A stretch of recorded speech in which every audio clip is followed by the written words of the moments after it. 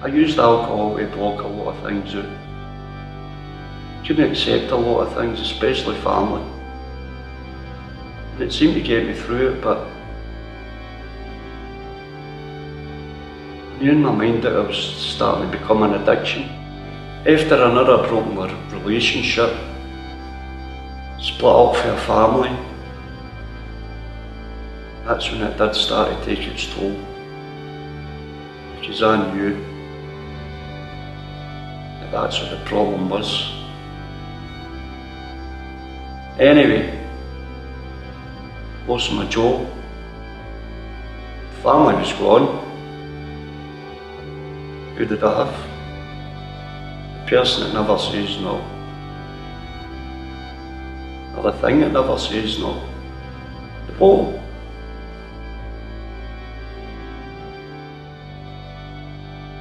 I was needing a drink every morning just to get myself sorted. I was hiding drink in the house so that I had drink for the next morning. And that was when I really knew that it was becoming a problem.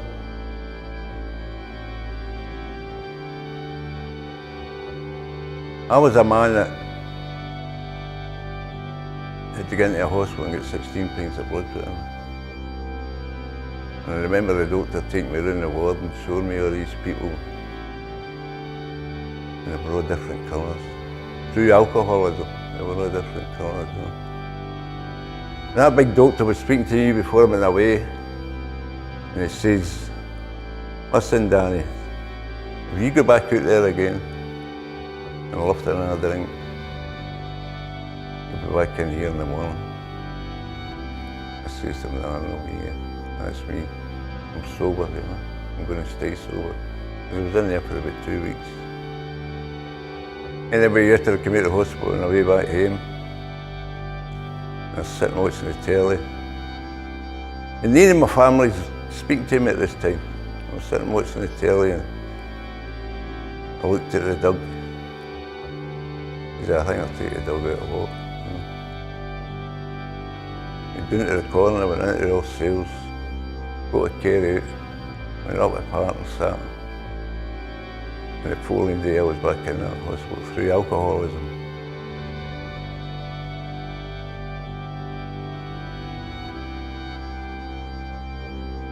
It was about 20 odd years ago when I first thought, no, this is killing me.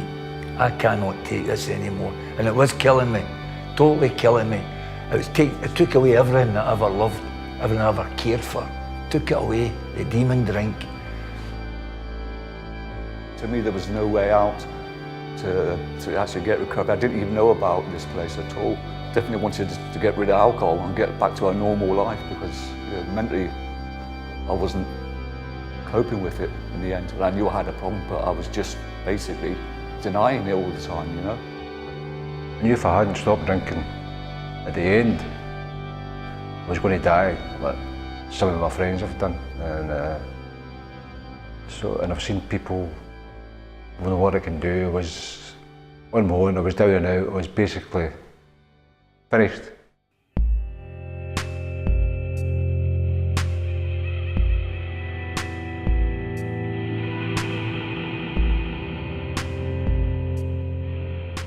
When I was in rep through, I never opened my curtains for 6 years. I was ashamed of myself. I even turned my mirrors back the way because I didn't want to see myself. I was that disgusted with myself. There's one thing that I remember to this day, which I'll never forget. It's like a tattoo in my brain. My mother met me in the street one night coming out of the pub. I hadn't washed, I hadn't been clean. I had literally a beard, reeking of alcohol. And my mother said, "You're a total disgrace to the family.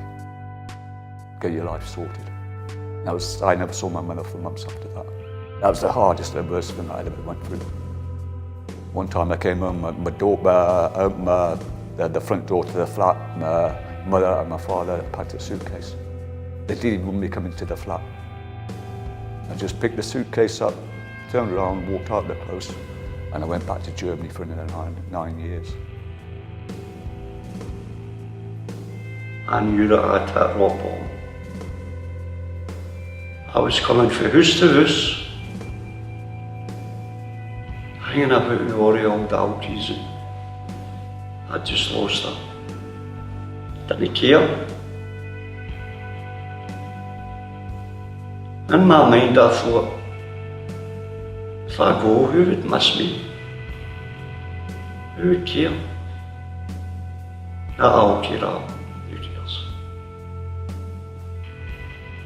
My marriage broke down. I lost my wife. I lost my son and my daughter's confidence in me because of my drinking. I actually lost my son. He was only 23 when he died. When I stopped drinking, it was bad, really bad. Sitting in a house and nobody talking to you.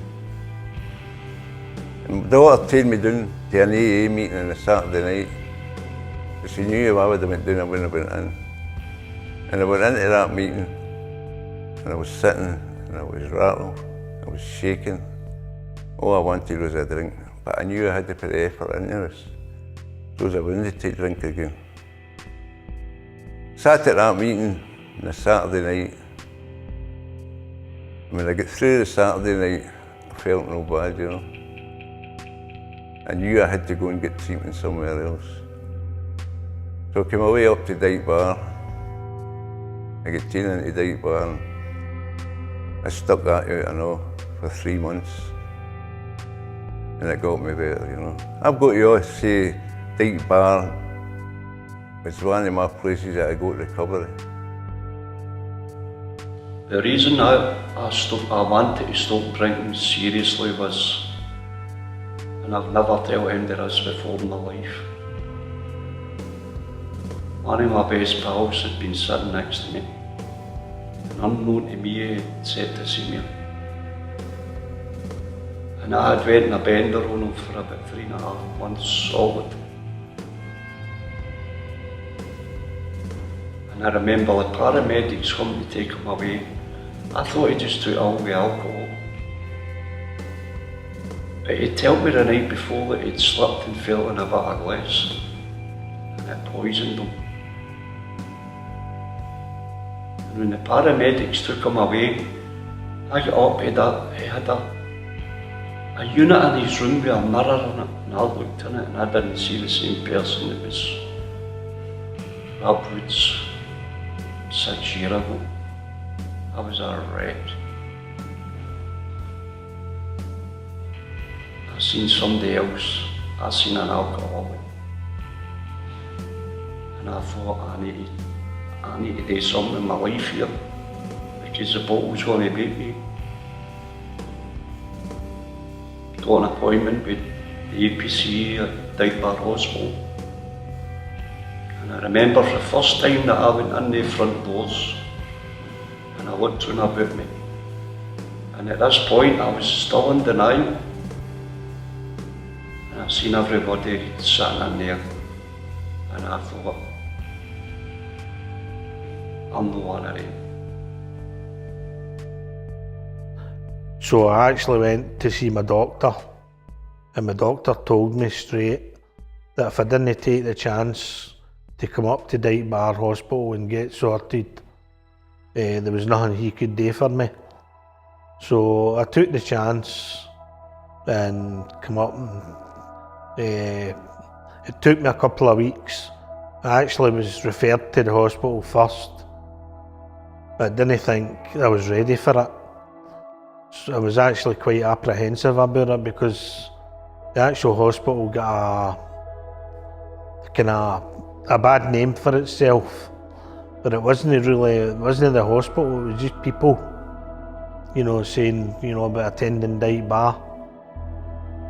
I was getting sober in hospital. They were taking me into hospital, trying me out, detox, whatever, keep me in for a few weeks, let me out, and I was back on it again, back on it. Suicide attempts, numerous suicide attempts, cutting the wrist, hanging myself, you name it.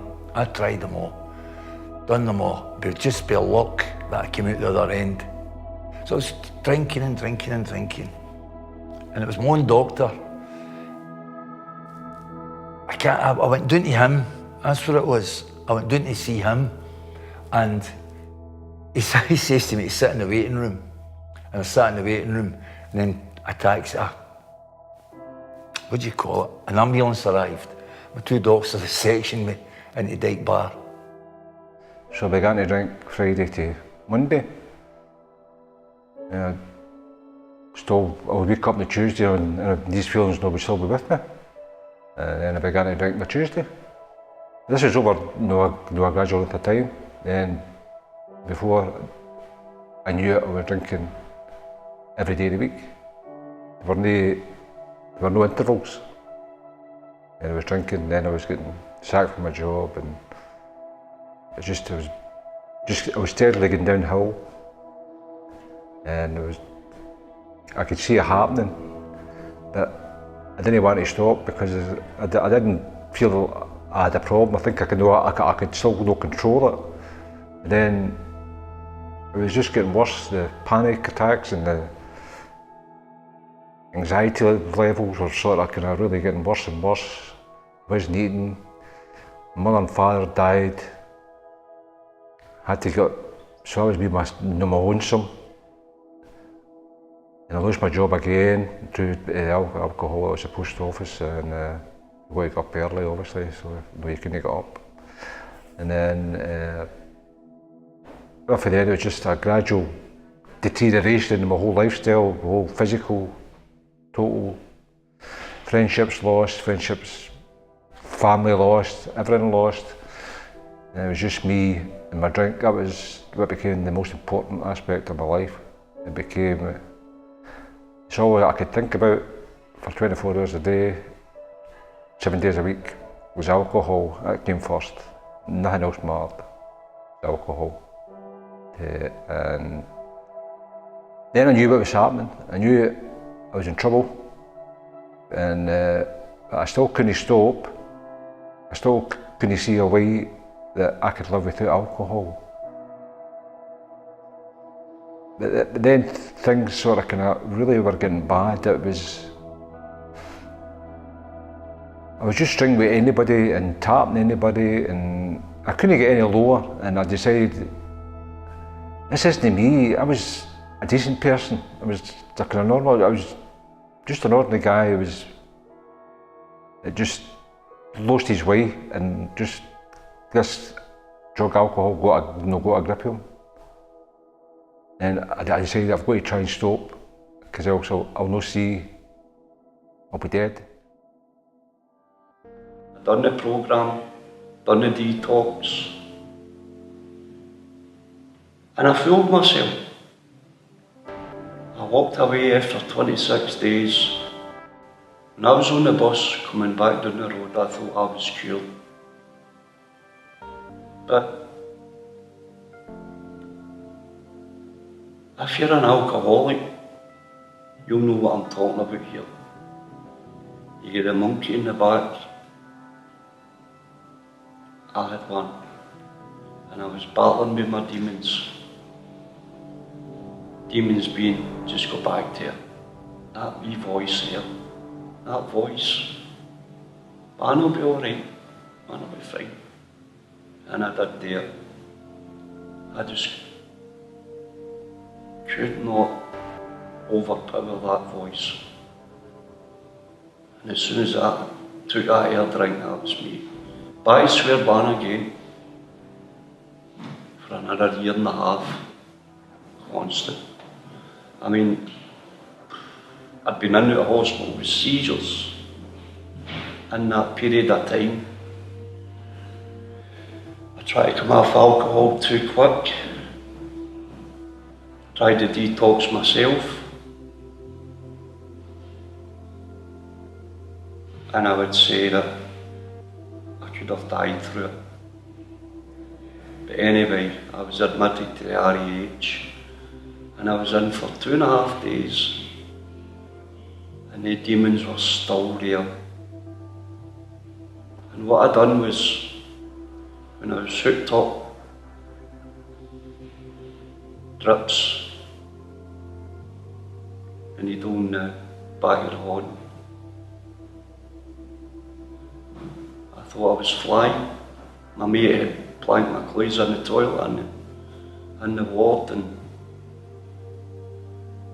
I ripped the needle out the back of my hand, put my clothes on and walked out with the visitors. And God knows how I got home that day. But I got home and my sister went crazy with us.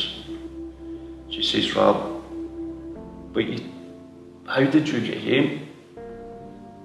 But anyway, she whipped me back up to REH. I was in for another 9 days, came back out again. But I swear, man, I just could not, I couldn't battle it. It was too tough, too hard. The addiction was bad. Anything that I'd ever experienced in my life. And I've been through a lot of tragedy and all that. But this, I just couldn't. That was too much for me. And it was affecting my mental health, my physical health. So I thought, I need to go back and see my doctor again. When I did come up to start with, I still had the thingies about wanting to go for a drink, and even one of the times after I come out for here, for actually seeing the nurse and what have you, I went for a drink because I just didn't think I was ready. I think that's why I relapsed. There was a bit of guilt there because I relapsed as well. And then having to actually come back up and face the people, you know, you thought you were letting them down as well as yourself, because they're rough or good, you know. They helped me with, you know, my relapse, and they helped me to get over that. See, if I stopped going anywhere, I talk to anybody, I'm going out in the street again. I know I'll have to drink again. But be coming up here, it stopped me from drinking. It's a better life. It's a better life today than I had 16 years ago. 16 years and I'm sober, and I've no touched the drink. I took a drink once up at my brothers and I used to go up to my father's and my mum's funeral, the grave. Used to go up there every year to celebrate them. And my brothers always took a wee sip of whiskey each and poured the rest to my dad. You know, that was a half bottle. That was a done thing, going on for years. My dad died 20 30 years ago. That was what happened. I used to be able to take a drink at Wareham, right? But I'd been sober for about 9 years at the time, and I was up there with him. And my brother's taking a wee sip, passing it. He gives a drink of that. He said, "Oh, don't you be stupid." They wouldn't listen to me. I said, "Look, I'm your older brother. Give me a drink of that." And I went like that, club, poured the rest there on my father's grave. My brother says, "Right, come on, we'll get down the road." He said, "I'll give you a lift down." I said, "No, I'll just walk." Because I knew what I'd done. And that was battling in my head. What have I done? How stupid can you get? How stupid can you get? See, the time I got to my path, my house in Canal Street, I was thinking, I need another drink. And I went into off sales. I bought a bottle of vodka, and that was me. I done my detox, and before I left there, I asked them to put me on the interviews because I didn't trust myself out there without the interviews.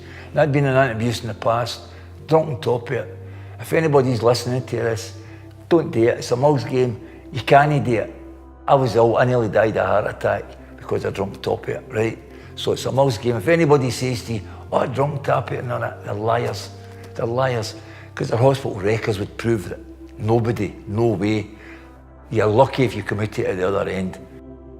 At the time, there wasn't much out there, there wasn't much help when I first stopped drinking. There wasn't any, you come up here and that was you were away and that was it. and you're left to your own devices, and which wasn't very good. So I would buy drink,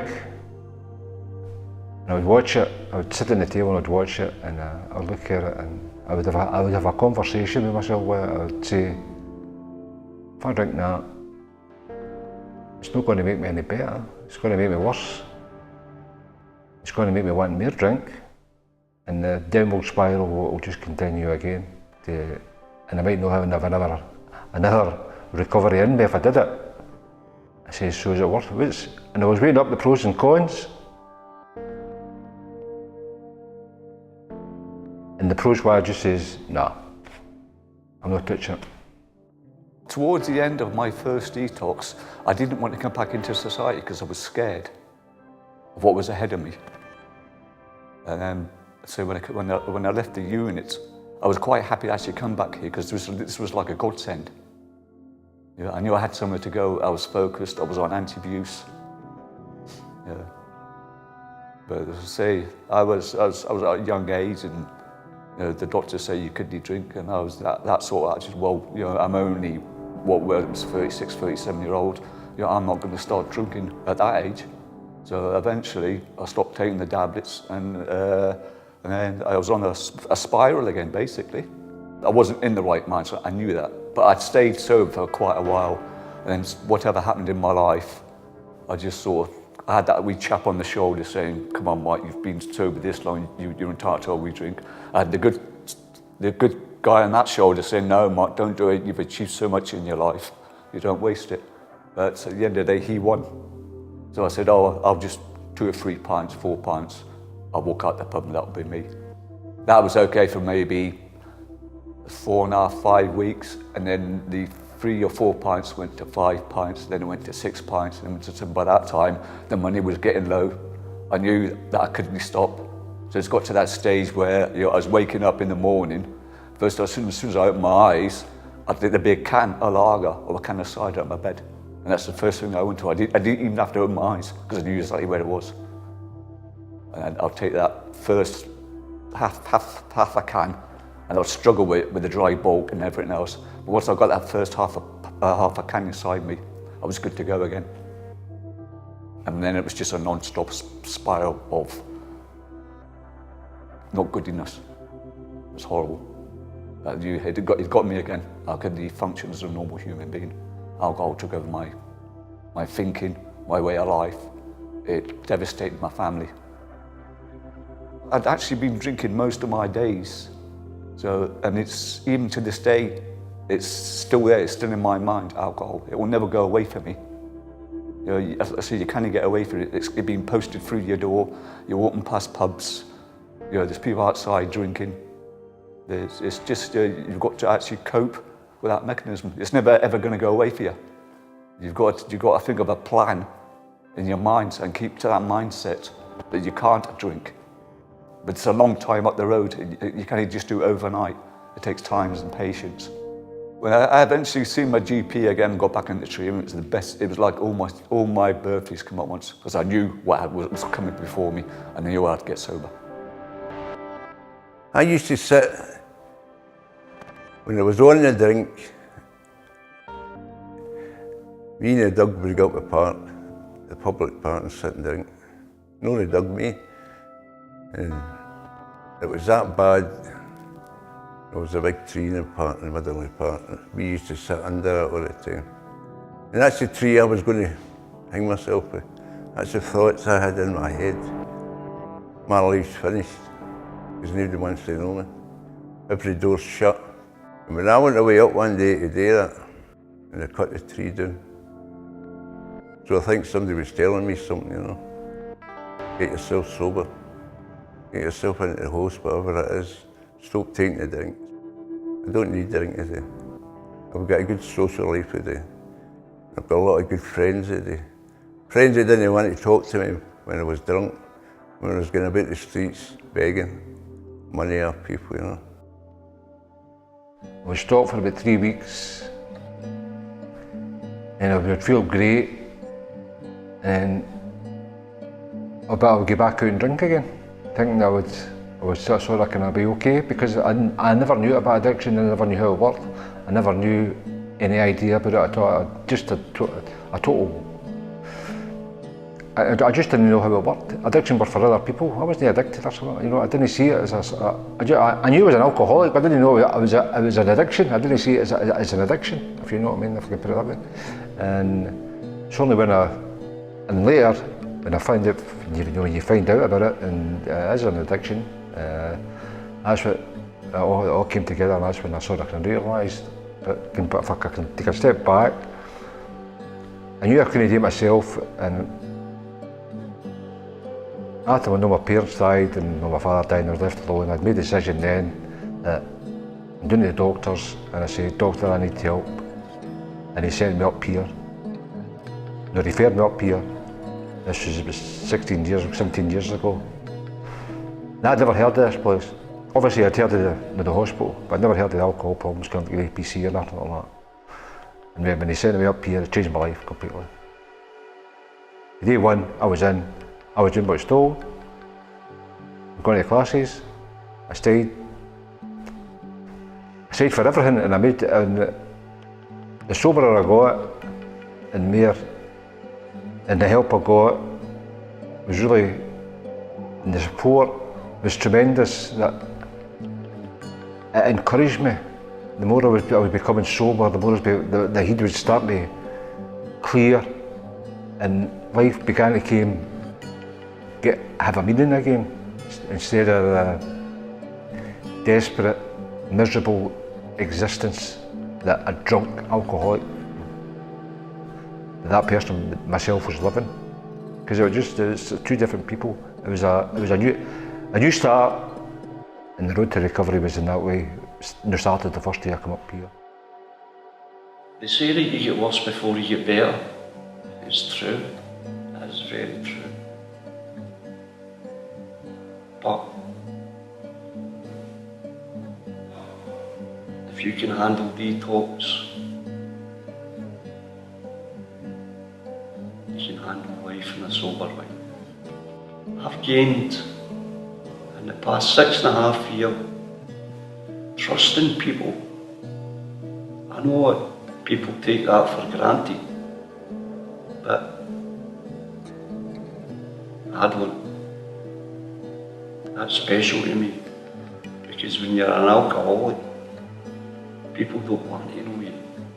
I come to the group on a Thursday, and it's all the guys that's all get the same problem, and we kind of bounce off one another. That's, you know, it's really a good group. If it wasn't for the group, I think I would probably, I don't know where I would be, I would probably still be drinking. But the group's really good. I've got another group that I go to as well. That's every Monday. And we've even got a walking group, and that takes up your time as well. So we go every 2 Saturdays, and we pick a walk, and we go to the walking group. It keeps you busy as well. It's got a carpentry group. I made a bird box. I never thought I would see me doing that. I couldn't stop, I wouldn't go back out there again, you know. Because I know what's out there if I want it. I know what's in here if I want it. And I take this. This is a winner. You're a winner if you come up here. You're a winner if you admit you're alcoholic. That's all you need to say. I'm an alcoholic. And you'll get all the help you want. Accept it. Talk to somebody about it. See that men's group out there that you're talking about, are in here. They're the best guys. Best thing since sliced bread. I'm not joking. See when I come into that group on a Thursday, I feel there isn't another world out there. There's a men's group, and that's it. That's what's important to me.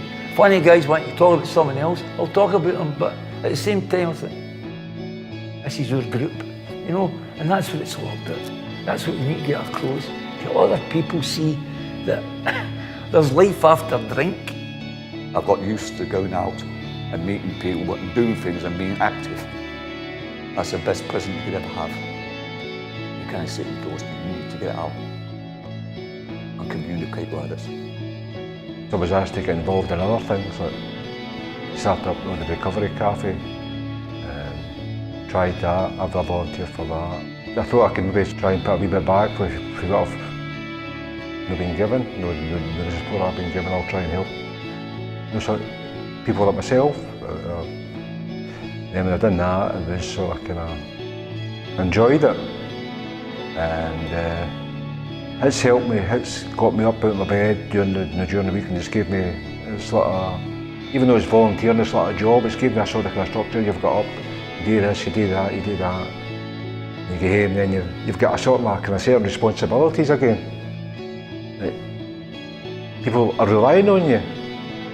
You know what I mean? You've got to be there and do this and do that. It gives you a sense of worth, you know, in what you're doing and trying to help other people that are maybe starting out in their journey. If I can help them in any way I can, that's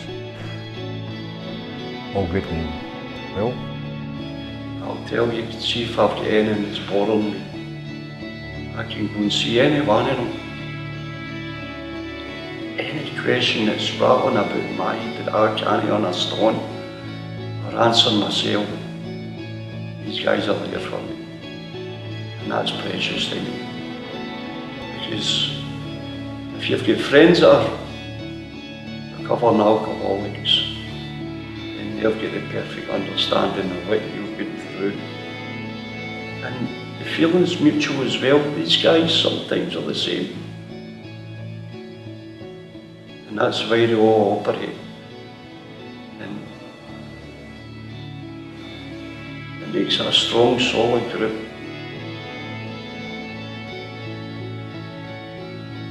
I wouldn't miss it for the world. And at the end of the day, it's alright saying you go through detox and rehab and all that stuff, but where do you go after that? You need support. You need support on the outside. You need somebody to lean on that will see you through it. Say there's a light at every tunnel. There is. People there to help you. Advice is free of charge.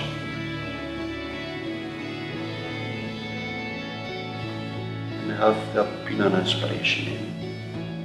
The experience waking up sober is the greatest feeling in the world. When you get that and you can jump out of bed without any shakes, thinking about drink, thinking about alcohol, where you can buy it, where you can get it, to get up normal and just have a cup of tea and just go, yes, I've got it. You know, you sort of, you think you've got it cracked. That's me. That's the way I want to be. I'm back to where I was. I'm back to being me.